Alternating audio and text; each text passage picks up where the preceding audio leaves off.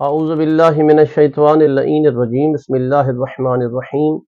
سامعین و عزیز، آج ہم 7ویں ماہ مبارک رمضان کی شب کے اعمال، 7ویں دن کی دعا، خطبہ شعبانیہ کا 7واں حصہ اور مبطلات روزہ کو ہم بیان کریں گے۔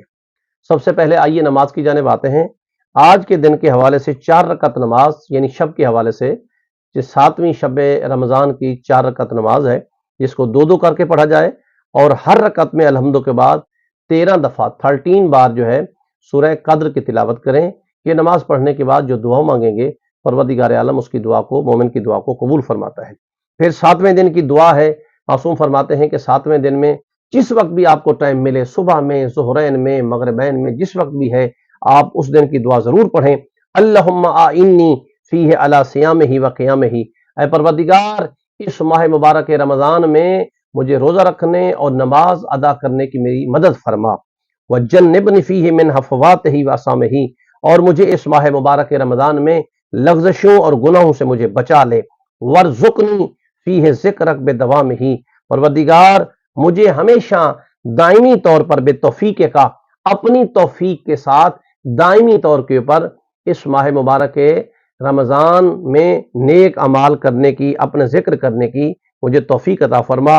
یا ہادی المضلین، اے گمراہوں کی ہدایت کرنے والے۔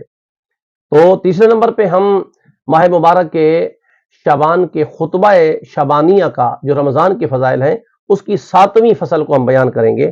سرکار دو عالم فرماتے ہیں کہ وَاعْلَمُوا أَنَّ اللَّهَ تَعَالَى ذِكْرَهُ، یاد رکھو وہ خدا جس کا ذکر بلند ہے، اقسم بعزتہ،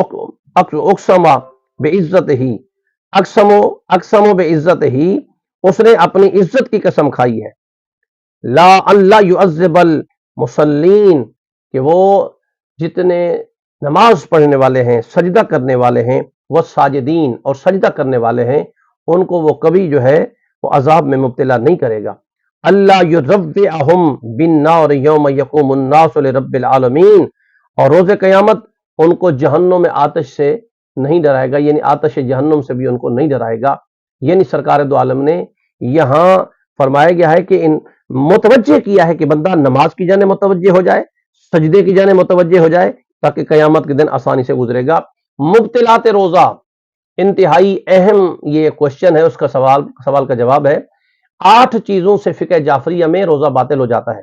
کھانے پینے سے 2 چیزیں ہیں، کھانا پینا، جماع کرنا، استمناء کرنا، یعنی ایسی حالت بنانا کہ جس سے غسل جنابت واجب ہو جائے، استمناء کرنا، خدا رسول ائمہ ہدیٰ پہ کوئی جھوٹی بات حالت روزہ میں منسوب کرنا، غبار غلیظ کو حلق تک پہنچانا، پھونکنا لینا کسی بہنے والی چیز سے، حالت جنابت میں، حالت حیض میں، حالت نفاس میں اذان فجر تک باقی رہنا۔